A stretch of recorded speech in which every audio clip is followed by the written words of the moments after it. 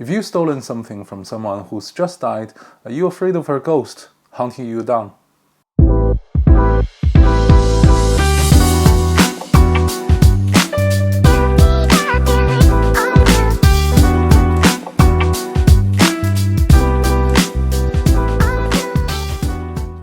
Hello everyone, welcome to another episode of Harry's Book Cafe. Today I want to talk about the book Yellowface. So this is a new book which has just been released in the last couple months or so, and it has received quite a critical acclaims. It's on the Sunday Times best-selling list. It's also on the New York Times bestsellers list. So I thought I'd purchase that one and see what the story is all about. As it turned out, it's a fantastic story. I really loved it. In fact, this book has two levels of narrative. So we're going to talk about the first part, the first surface level narrative of what this book is all about. So a little bit about the synopsis. On the surface, it's basically a story of two friends. One is Athena and the other one is Jung. They both studied English and creative writing in Yale University. They move around the same circle, they have the same classes, they end up in the same restaurant, same cafe, and they've been assigned same assignment. However, when Athena released her debut novel, she became instantly a literary world darling. Everyone loves her novel, everyone loved her debut work. It became an overnight success. And from that moment on, Athena's literary life became very easy. Every novel she wrote is an instant success. And it seems that she could do no wrong. That cannot be said about her acquaintance, because they're not really friends. They are more acquaintances than friends. So Athena's success is a polar world apart to Jung, even though they went to the same school, move around the same circle, been taught by the same lecturer, professor. Jung's debut novel is a failure, and so much so, in fact, she starts questioning her ability to write, her ability, she questioned herself whether or not she has chosen the right profession. But despite her disappointment, despite her worlds apart from Athena, Athena seems to really like her and always invited her out for drinks and restaurants and that sort of stuff. And then one day, after a cup of drink in a bar, Athena invited her acquaintance Jung back to her apartment. It was Jung's first time stepping into Athena's apartment, and she felt this jealousy because she lives in this modern apartment, really beautiful, all paid for, of course, whereas Jung lives a rundown apartment on her own. So that tension started building, and then I won't tell you what happened, but that night Athena dies from a rather freak accident. After she dies, Jung called the ambulance, and whilst she was waiting for the ambulance, she stolen a manuscript that Athena has just finished. She pocketed it in her bag and took it with her. It was going to be a masterpiece. It's a huge novel, many hundreds of pages, I think around about 500 or 600. Athena just finished that. So Jung stolen that manuscript. Over the next couple months, she edited and added her own understanding and her input. So much so, in fact, that towards the end of her editing, the novel can really be honestly said that belong to both writers, Athena and Jung. She then published this novel under her name, and it was blown up completely. Everyone loved that novel. Her agent started treating her more seriously. And he helped her to get a new publisher, and the book was an overnight success. So successful, in fact, that Hollywood studios start knocking on the doors and trying to get a film right to that.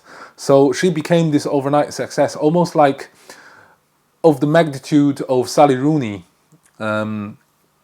So she start finally to see that this is what Athena's world is like.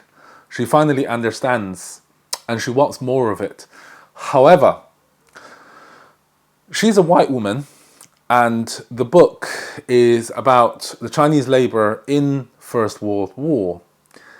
And the issues of culture appropriation was raised repeatedly in the book. So, in a way, so on a deeper level, this book is really hinting about the cultural appropriation part of the thing, which we'll discuss a little bit later. But she understands that this is part I don't quite understand, because the novel, when she read the unfinished manuscript, June was absolutely blown away. And yet, when she became overnight success, she concluded that the publishing world is really arbitrary, that the stars of the literary world was chosen not by the quality of the writing, but by the personality and the market needs. Which, in a way, she contradicts herself, because she repeatedly emphasized the stolen manuscript was top quality. And then there's no surprise that because it's top quality, therefore she was successful. And yet, as I said before, she concludes that is arbitrary, which is a bit of a contradiction in itself. But anyway, moving on with the story. Not many, but a few reviewers, both online and on blogs, has mentioned that this is the internal struggles that June goes through afterwards, having stolen the manuscript and published under her name, resembles the essential storyline of Crime and Punishment, which I have read. Now, I disagree with that analysis, because, okay, there is internal torture, there is mental torture from June's perspective, because in Crime and Punishment, the main protagonist was terrified. He tortures himself mentally, not because, well, partly because he's fearful of being found out, but partly because his guilty conscience refuses to let him rest. It is very different here. In the Yellowface, June was not whatsoever tortured by her guilty conscience. In fact, she did not feel guilty at all.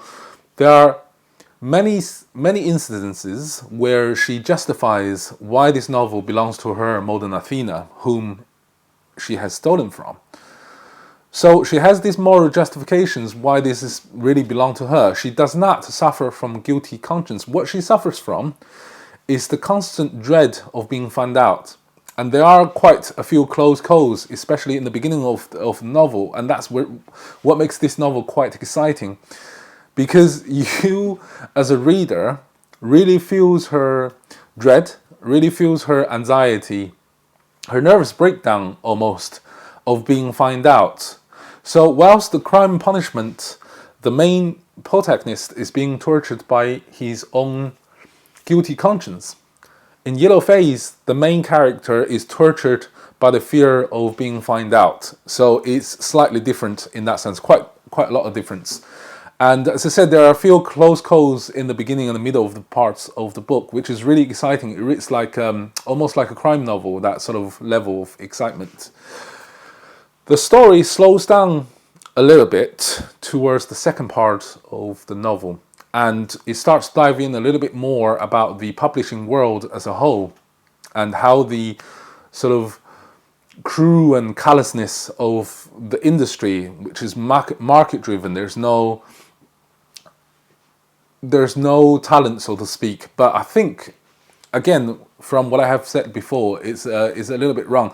But the book really illustrates, to a point, on the publishing industry as a whole. It really sort of pulls away our veil from our eyes to show you the the ugliness of the industry. So I won't tell you what happened towards the end of the book, because that's quite enjoyable. I want you to find out yourself by reading that book. It really is a fantastic book. Now, I said in the beginning of the video that the book has 2 levels of narrative.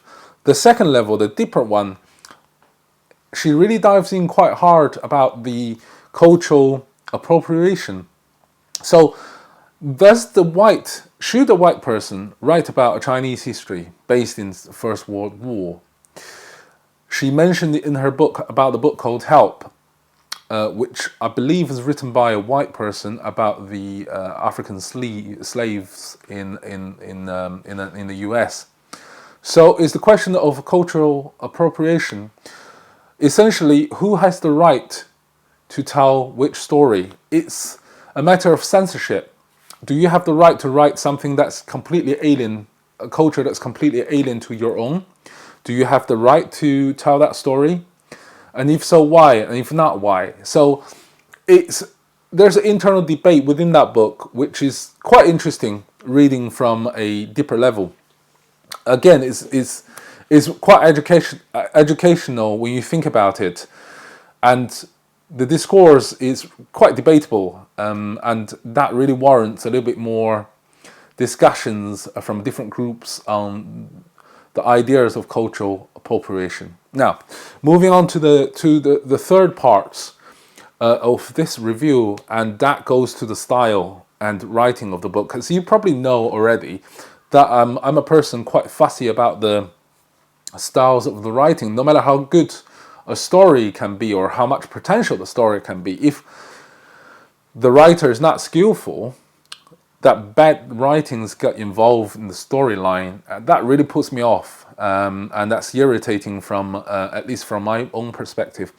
I'm glad to say that the writing here in Yellowface is very, very mature. The language is succinct, to the point. There's no wasted words, there's no wasted sentences or paragraph or chapters. Everything is essential, and I like that.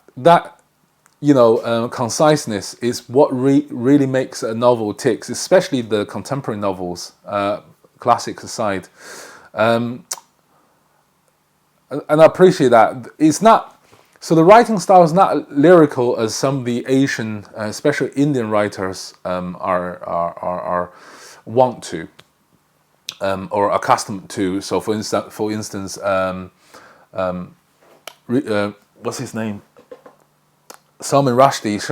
Salman Rushdie is one of those classic Indian examples of lyrical writing. So the writer of the Yellowface is completely different style. It's really concise, and I like that. It's really mature writing. It really draws you in. You feel the realness of the characters, and you really do care about the characters. Even though in the first couple of chapters, Athena, the literary star, she dies from a freak accident. Her presence were felt throughout the novel. Is not okay. She was mentioned in the first couple of chapters and then she was forgotten. No, her presence is as much important as June throughout the story, and it's very interesting to read that the writers can skillfully wave the two characters, one dead, one alive, into this common narrative. It's beautifully done. I really appreciate that style of writing.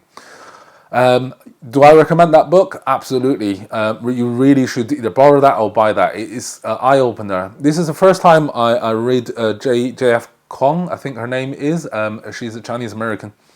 I understand that she has written a couple more books previously, and the reason for some of the lesser glorious reviews is because some of the reviewer accused her of using some of the storyline from her previous books and implanted them into the current one. I can't really comment on that because this is the first of her books that I have ever read, so I don't really know whether that has any merits of that particular argument.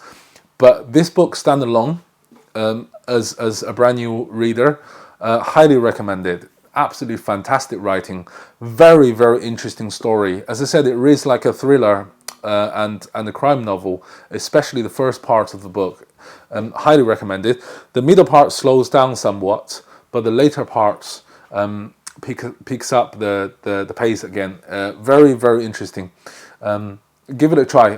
Highly recommend it. As I said, it stays on the Sunday Times best-selling list for a reason. Yeah, so that's pretty much the episode. This episode. Please give us a like if you enjoy the video, and subscribe. It really helps a new channel like mine. I want this Harry's Book Cafe to be a interactive platform dedicated to readers who loves books like us. So if you have read something very similar, please leave a comment down below. Or if you have read the Yellowface, or if you are planning to read the Yellowface, please leave a comment down below as well. Let us have a discussion. And also, if you have things to say about the concept of cultural appropriation, please leave it down below and let me hear your viewpoint as well. Because at the moment, after reading this book, I don't know what to think. I'm still not made up my mind yet, so help me out here. Let's have a polite discourse in the comment down below. As I've mentioned previously, I do have another YouTube channel, and that's called Global Hopper. I'll leave a link down below, and that's all about traveling around the world, especially in Europe. So yeah, if you love traveling like me, please go have a look. Anyway, until next time, cheerio.